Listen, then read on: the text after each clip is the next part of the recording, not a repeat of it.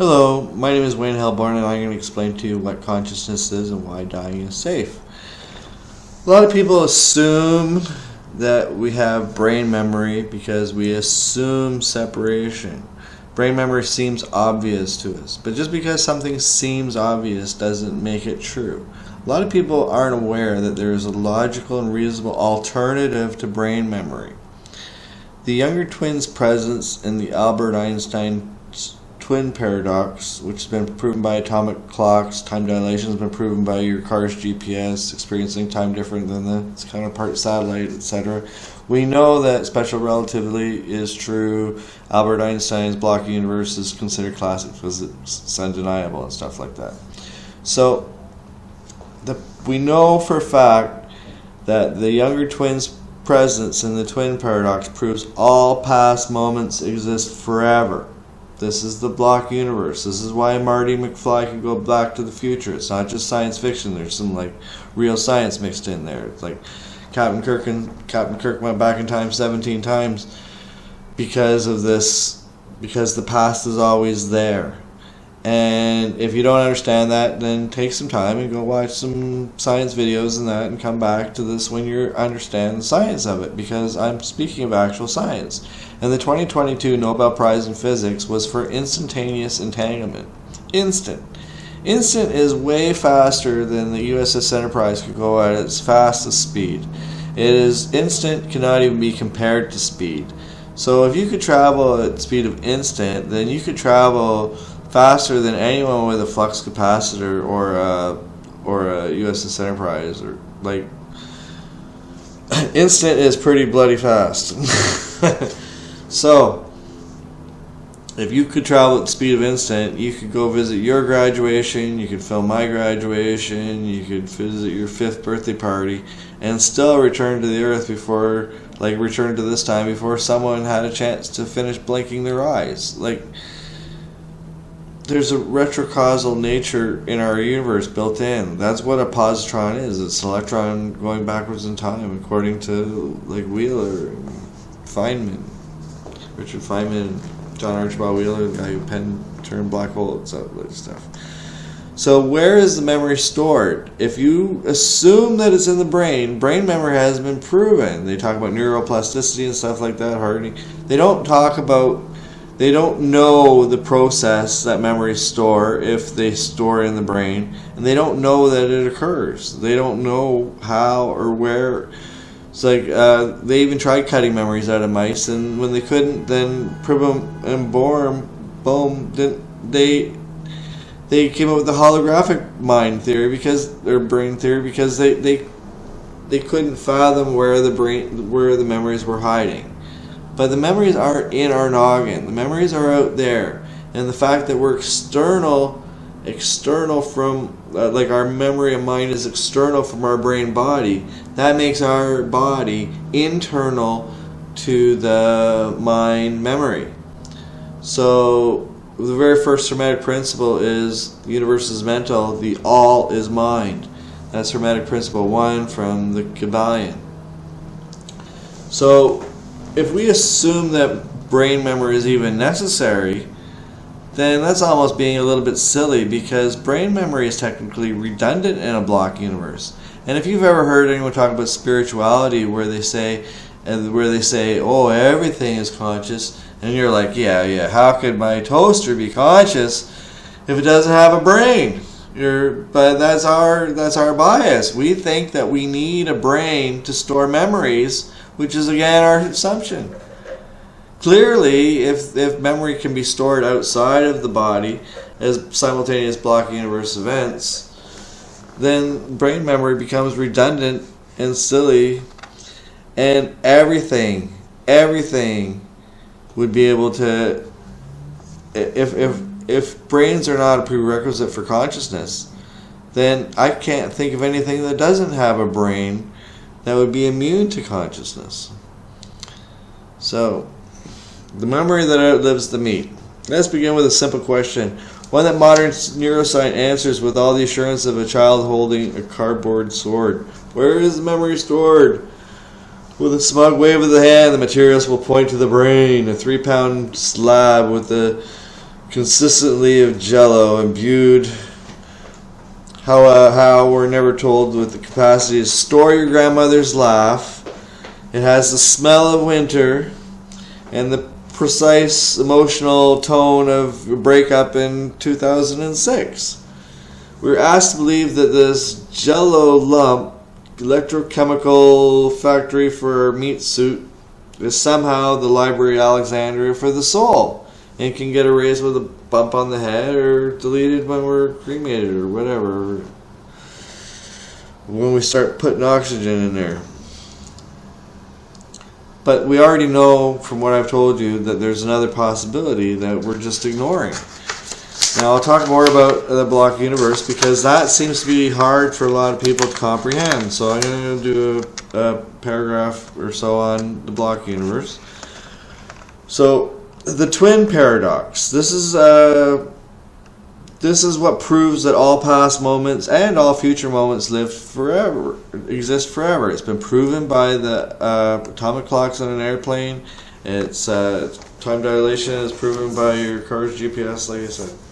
So, the uninitiated, two identical twins, Alex and Bob, two unidentical twins, Alice and Bob. Bob boards a spaceship and accelerates to near light speed. When he returns, Bob is younger than Alice. Time has moved slower for him, or for anyone hanging out near the edge of a black hole, thanks to Einstein's special relativity, which proves time doesn't move, it just is. Now, the fact that they can both exist simultaneously is a logic puzzle that you have to decide what it means. But to Albert Einstein and a lot of clever people, they decided that it means that the past must always exist. All past moments must always concur with all future moments, and that time is simultaneous because special relativity says time doesn't move, it just is. So I know a lot of people, they'll still cling to the idea that time flows, but that's not being smart, that's not scientific, that's not the science view. And the science view isn't brain memory. You can't just assume that you have memories in the brain and go, well, it's science, we know that it's in the brain. No, the brain could be at a 10th. Assuming the brain has anything to do with memory at all is not science. It's assumption. It's assuming. Now, your life is stored forever as the Akashic records of your actual life in the block universe. The block universe is how it's written in the past and how it's written in the future, technically, in a literary metaphor. So the external memory hypothesis, where your life is written. So if not in the brain, where is your memory stored? We know the block universe, the four-dimensional Minkowski slab of all that ever was, and this eternalist view of time, championed by Einstein. I'd like to point out that it's also referred to, like on Wikipedia and by a lot of people, as eternalism, because Einstein, it implies that life is infinite in either directions too, and that doesn't sit well with a lot of people. But I say to you that clever people like Einstein posited the block universe based on simple proven logic and reasoning. Biology is not science, physics is, and we know that the past, present, future are all moments that will exist forever. In the external memory hypothesis, EMH, memory is simply access, your consciousness tuning into its past coordinates like a radio dial scanning a frequency. The brain is a glorified antenna, not a vault, not a filing cabinet, a transceiver. Neuroscience sees synaptic changes correlating with memory access. That's true, but that doesn't prove that memory is stored in the brain any more than spinning a radio dial proves that the Beatles are in there. So religion, memory, and the collective dream. This is where physics turns theological. If all memories exist forever, if your identity is not stored in your perceived body, if your choices are imprinted on space, time itself, forever and ever, amen, then guess what? You've got the key to understanding the truth in all religions. Like this external memory hypothesis, as block universe events we're entangled with, vindicates all religions to various degrees, depending on what they teach and whatnot. But Christianity talks about the book of life, and if every moment of all your lives are simultaneous to exactly right now, that is a book of life. So the external memory hypothesis, EMH, is practically plagiarized from Revelation. The book of life records all deeds, every soul's choices for eternity. It's not metaphorical, it's Minkowski space-time. God doesn't need a pen. You are the block universe. Previously written and not metaphorically. Hinduism, they talk about the Akashic records, which is technically what we are. We are the block universe. Hinduism, ancient sages spoke of the Akasha, cosmic memory bank, storing every thought, action, and intention. In external memory hypothesis terms, a conscious universe whose memory is external, non-local, and eternally accessible. I suggest you are the Akashic records of all your perceptions of lifetimes. You are personally a memory engram of sorts. If you think of it from that perspective, you are the memory engram of all your lifetimes, not just this one. And that's why your personification is important, because it's more important than what people think, because they think, oh, I'm just one lifetime. But no, you've been around for thousands of lifetimes. You're important to many. If you don't feel important in this lifetime, you've had lifetimes where you might have been king or something. So it's all balances and stuff. You should hope that you never had to live through such wealth. So Buddhism, karma and rebirth. Karma is not celestial bookkeeping. It's the momentum of expectation carried across lives. Rebirth, that's merely conscious returning to another coordinate in the block. Nothing is lost. Memory persists. Not always recalled, but always present. Lifetime to lifetime we grow in a teleological stance. From a teleological standpoint, atheism will not send someone to hell. They will likely be born to a smarter mother, which is not always a good thing. A bad mother might seem hellish under some circumstances or whatever, or some circumstances may seem hellish. You might be born as a crippled person or something, but that would be to learn empathy or religion in a life where you were atheist or where you were cruel. So your future self would intervene and say, look, dude, you gotta like buck up and like pay your dues eventually. So some people might choose to like try and pay their dues more in one lifetime, or they might try and do it in several lifetimes, or either way, you don't got a lot of good choices if you're a bad person, sort of thing. Now, in Islam, they have the preserved tablet. In Islamic cosmology, Allah al-Mahfuz is the divine record. Nothing escapes it. Every word, every breath, written. That is the external memory hypothesis in full ceremonial dress. The block universe is the perfection of a divine recording. Ancient Egypt, the weighing of a heart. The soul is weighed not for punishment, but alignment. The weight of thought. Sound familiar? I always talk about weight of manifesting as placing weight of thought into a simultaneous event. A resonance check with the stored eternal moment. Yeah, I teach weight of thought decides all mental outcomes in a mental universe. Or all outcomes in a mental universe. Life is a dream among dreamers. In a world where memory is external and reality is sculpted by expectation, life becomes nothing short of a collective lucid dream.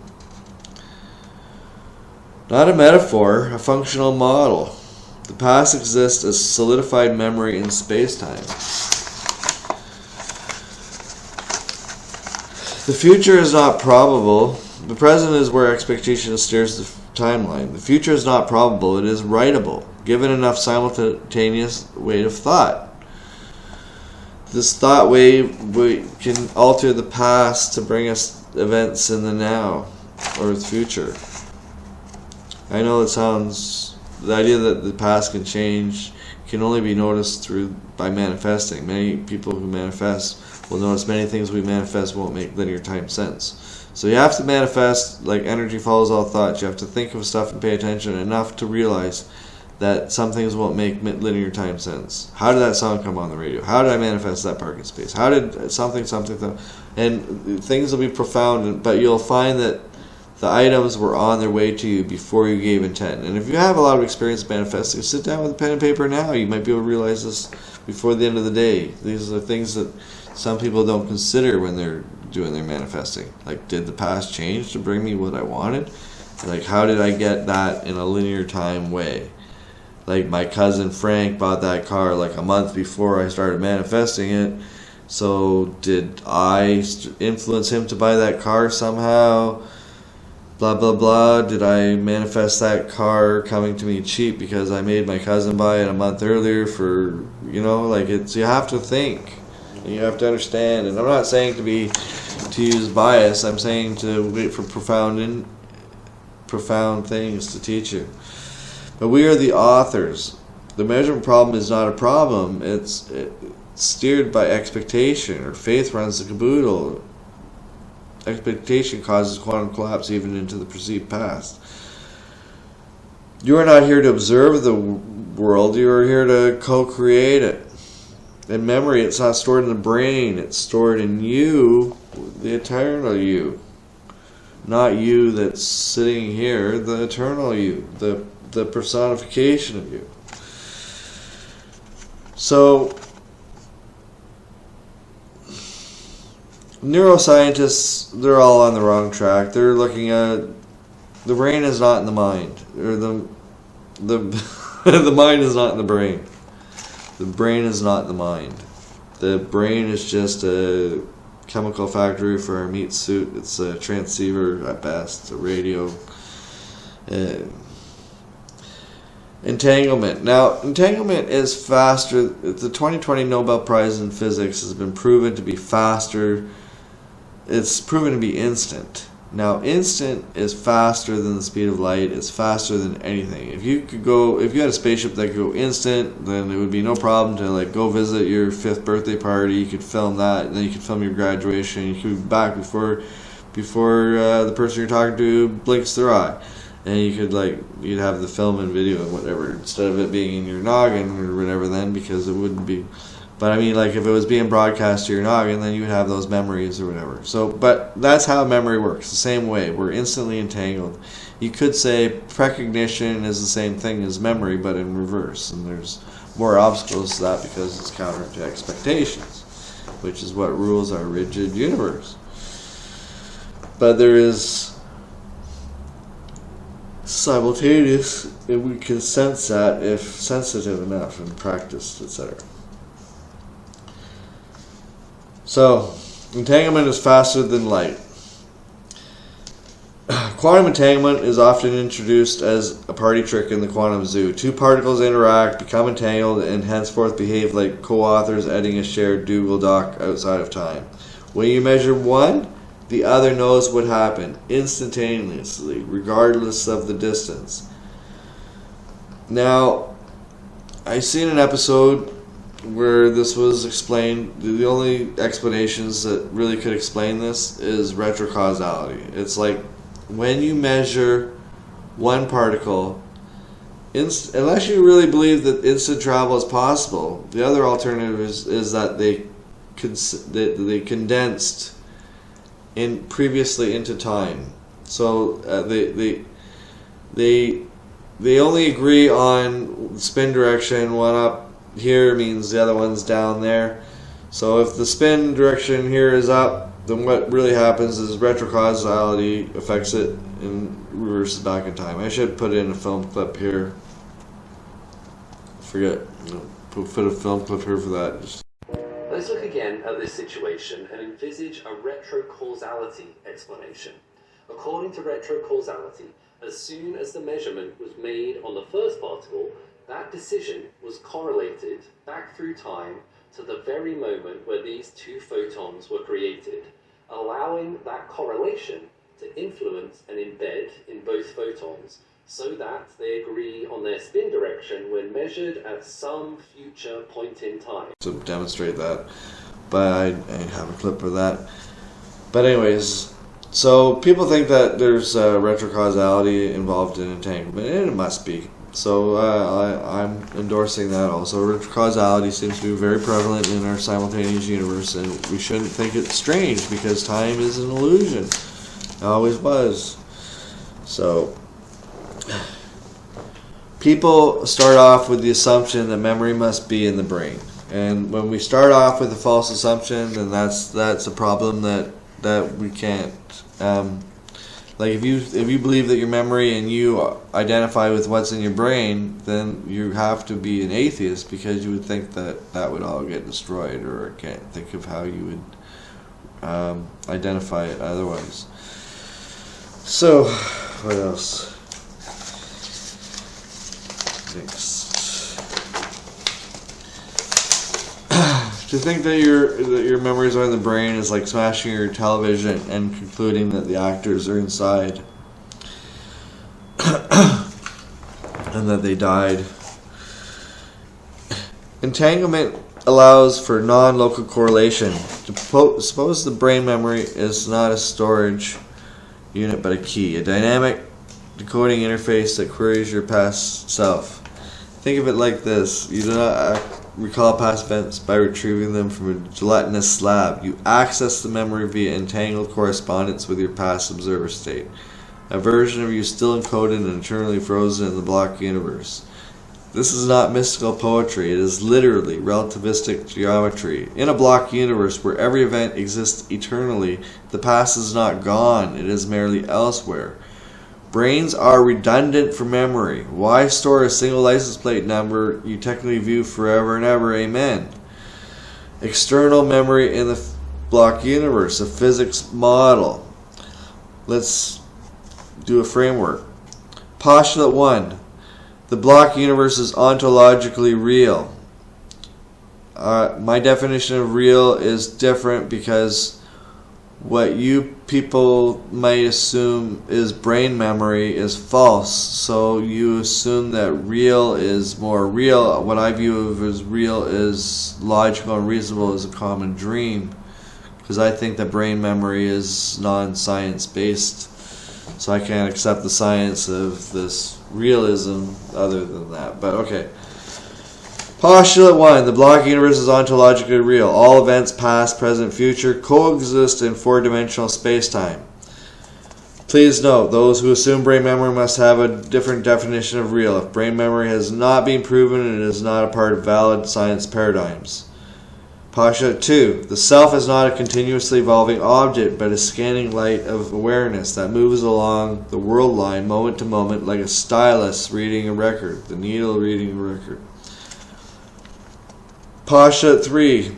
Each moment is entangled with adjacent and non-adjacent moments via quantum information fields, allowing retrieval of past state data without requiring physical storage. So each moment is entangled. You're entangled with your 5th birthday party, and it's that instant entanglement that allows you to access it, because entanglement has been proven to be instant. Postulate 4. What we call memory is actually resonant access to entangled past selves, snapshots forever frozen in space-time, but instantly accessible via entanglement with the current conscious state. So it is our conscious state that helps us resonate towards the moments in the past that we trigger with this attunement. And the past moments themselves, every word in the sentence, and every thought is itself conscious due to the non-brain prerequisites for consciousness. So there's no need to carry a burden of biological memory in a brain. You don't store your past, you just consult it. This is a 100% viable under current models of entanglement, which do not decay over time or distance, and are in fact immune to relativistic constraints. There's no lag, there's no signal, there's only synchronization. The brain is a piss poor akashic record of your life. A few drinks too many or a bonk on the head and you can delete stuff. But your memory is more important than to be just stored there. you need to have the memory of your existence and all your experiences, because you're the one that experienced them, and those experiences have a validity and they're unique, and you need to preserve them because you're unique and you preserve them. So there's a quantum radio model of consciousness. The brain is the radio, the transceiver. The self is the listener. The block universe is the stationary library. Entanglement is the tuning crystal, connecting the current self to the correct temporal resonance. Just as the radio can tune into Beethoven's fifth, storing it locate, consciousness can tune into its own memories without needing to keep them inside the skull.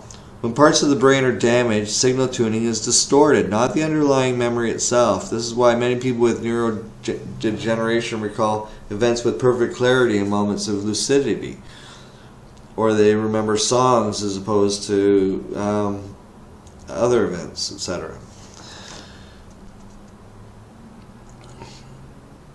So sometimes they can remember in perfect clarity. The access restabilizes even if the hardware is decaying. It's like you got a radio and you're getting signals sometimes and stuff like that. And I think that people that work on memory issues and cognitive restraints caused by memory should be looking at maybe the environment, improving the signal through things such as solfeggio frequencies, etc., like that. Like, would somebody in a solfeggio frequency have more access to the divine, or whatever? You know what I mean? Like the external memory hypothesis. If memory is externally stored, then we need to improve our antenna somehow. So the real miracle isn't that the brain loses memory. The miracle is that it ever had access to begin with, without storing a single thing. Time is a library, not a river. In this framework, time does not flow. This is taught by classical physics. Many simply do not seem to understand yet. There is no before and no after. Only coordinates in a timeless structure. Time doesn't move. That time just is. It's special relativity, Albert Einstein, classic physics, grade 5 stuff that everyone should understand, but apparently most of us don't, because I have talked to a lot of people and I've tried to talk to a lot of atheists and stuff like that, and they just don't seem to grasp that. They think that if I talk about things like Marty McFly visiting his past and going back to the future, they think that, oh, that's just sci-fi, that's just someone's creating that in their mind. No, it's based on actually Albert Einstein physics and stuff like that, and we know from the 2022 incident entanglement that it's possible, more than possible, more feasible. It's more viable and reliable to store memory as block universe events than as something that we think are as a meat model. So, transitioning to the afterlife. If memory is not stored in the brain body, then we are internal. If brain memory is external, then we are internal.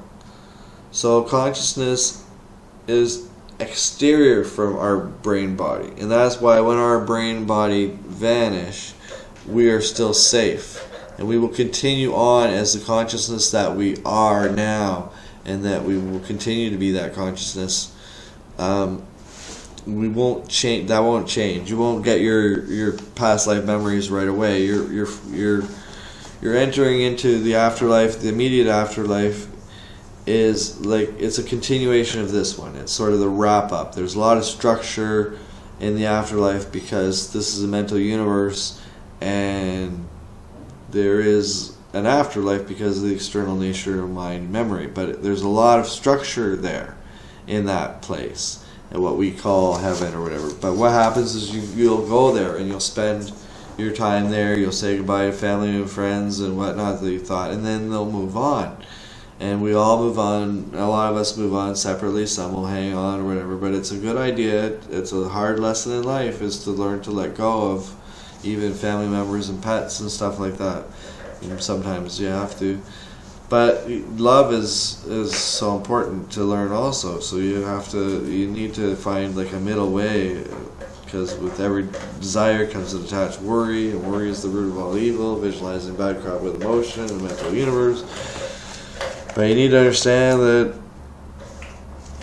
it's all because the brain doesn't store memory, and that time is the ultimate illusion as proven by the younger twin in the twin paradox. So time doesn't flow. This is taught in classical physics. Many just don't understand. So memory is not stored, it's referenced in the block universe. Not recalled, but resonated with. It's what triggers it. It's not decaying, but perfectly preserved in the crystal geometry of space-time. There's no way for it to decay because it's permanent. Block universes, I'm going to say permanent, but retrocausality changes it, but we're still living in a snapshot of forever, so I'm going to go with the first option for the sake of argument. I could